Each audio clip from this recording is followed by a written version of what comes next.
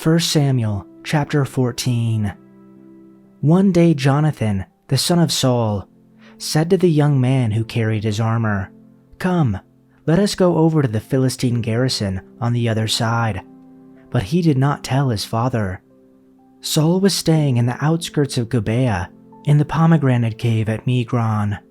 The people who were with him were about 600 men, including Ahijah, the son of Ahitub, Ichabod's brother, son of Phinehas, son of Eli, the priest of the Lord in Shiloh, wearing an ephod. And the people did not know that Jonathan had gone. Within the passes by which Jonathan sought to go over to the Philistine garrison, there was a rocky crag on the one side and a rocky crag on the other side. The name of the one was Bozez, and the name of the other Seneh. The one crag rose on the north in front of Michmash, and the other on the south in front of Geba.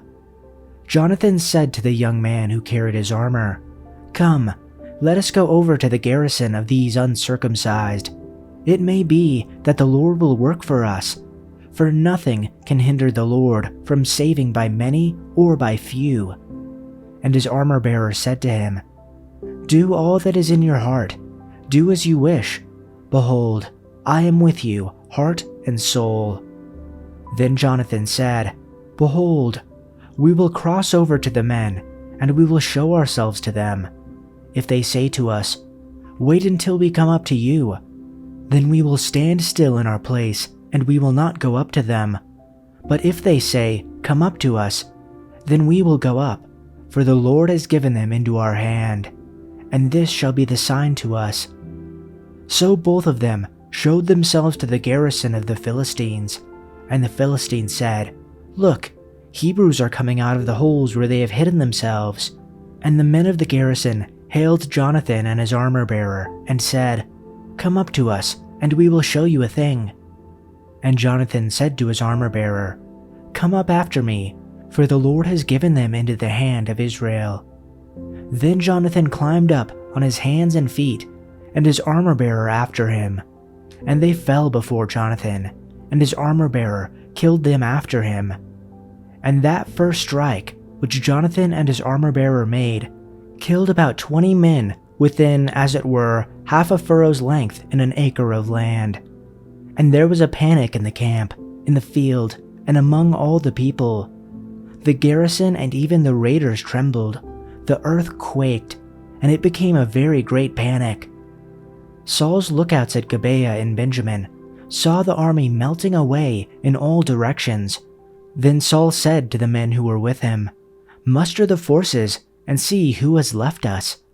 When they did, it was Jonathan and his armor-bearer who were not there. Saul said to Ahijah, "Bring the ark of God." At that time it was with the Israelites. While Saul was talking to the priest, the tumults in the Philistine camp increased more and more.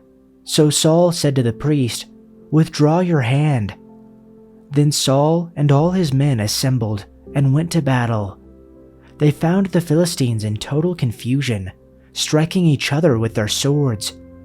Those Hebrews who had previously been with the Philistines and had gone up with them to their camp went over to the Israelites who were with Saul and Jonathan. When all the Israelites who had hidden in the hill country of Ephraim heard that the Philistines were on the run, they joined the battle in hot pursuit. So on that day the Lord saved Israel, and the battle moved on beyond Beth-aven. Now the Israelites were in distress that day, because Saul had bound the people under an oath, saying, "Cursed be anyone who eats food before evening comes, before I have avenged myself on my enemies." So none of the troops tasted food. The entire army entered the woods, and there was honey on the ground. When they went into the woods, they saw the honey oozing out, yet no one put his hand to his mouth because they feared the oath. But Jonathan had not heard that his father had bound the people with the oath. So he reached out the end of his staff that was in his hand and dipped it into the honeycomb. He raised his hand to his mouth, and his eyes brightened. Then one of the soldiers told him, "Your father bound the army under a strict oath, saying, Cursed be anyone who eats food today. That is why the men are faint." Jonathan said, "My father has made trouble for the country. See how my eyes brightened when I tasted a little of this honey. How much better would it have been if the men had eaten today some of the plunder they took from their enemies? Would not the slaughter of the Philistines have been even greater?" That day, after the Lord had struck down the Philistines from Michmash to Aijalon, they were exhausted. They pounced on the plunder, and taking sheep, cattle, and calves, they butchered them on the ground and ate them, together with the blood. Then someone said to Saul, "Look, the men are sinning against the Lord by eating meat that has blood in it." "You have broken faith," he said. "Roll a large stone over here at once." Then Saul said, "Disperse yourselves among the people and say to them, 'Each one of you, bring me his ox or his sheep, and slaughter it here and eat, and do not sin against the Lord by eating it with the blood.' So all the people brought them that night, each one his ox with him, and they slaughtered them there. And Saul built an altar to the Lord. It was the first altar that he built to the Lord.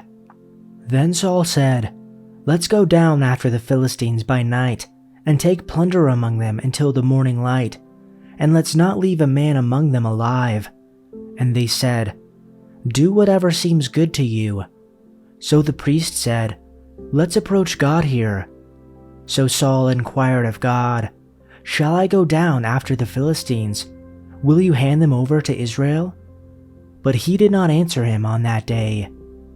Then Saul said, 'Come here, all you leaders of the people, and investigate and see how this sin has happened today. For as the Lord lives, who saves Israel, even if it is in my son Jonathan, he shall assuredly die.' But not one of all the people answered him. Then he said to Israel, 'You shall be on one side, and I and my son Jonathan will be on the other side.' And the people said to Saul, 'Do what seems good to you.' Therefore Saul said to the Lord, the God of Israel, 'Give a perfect lot.' And Jonathan and Saul were selected by lot, but the people were exonerated. Then Saul said, 'Cast lots between me and my son Jonathan.' And Jonathan was selected by lot. So Saul said to Jonathan, 'Tell me what you have done.' And Jonathan told him and said, 'I did indeed taste a little honey with the end of my staff that was in my hand. Here I am, I must die.' And Saul said, 'May God do the same to me, and more also, for you shall certainly die, Jonathan.' But the people said to Saul, 'Must Jonathan die? He who has brought about this great victory in Israel? Far from it. As the Lord lives, not even a hair of his head shall fall to the ground, because he has worked with God this day.' So the people rescued Jonathan, and he did not die. Then Saul went up from pursuing the Philistines, and the Philistines went to their own place.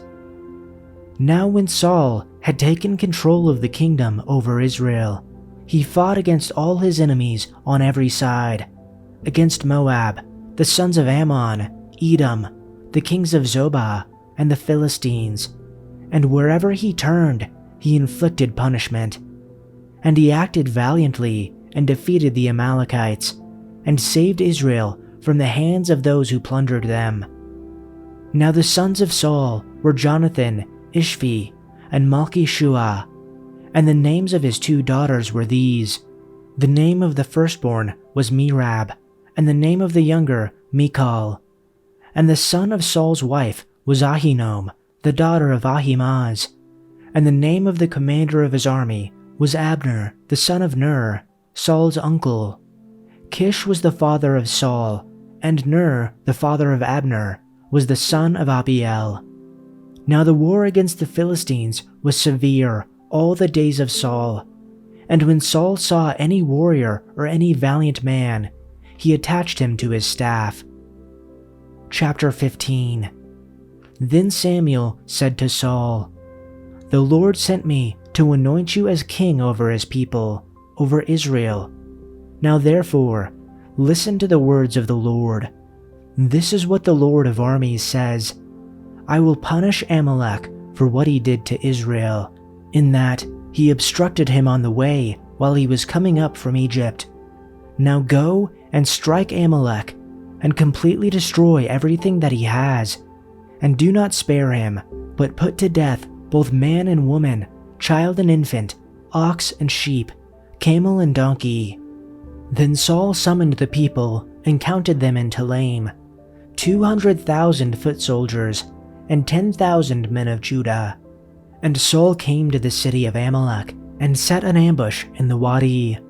But Saul said to the Kenites, Go, get away, go down from among the Amalekites, so that I do not destroy you along with them. For you showed kindness to all the sons of Israel when they went up from Egypt. So the Kenites got away from among the Amalekites. Then Saul defeated the Amalekites, from Havilah going toward Shur, which is east of Egypt.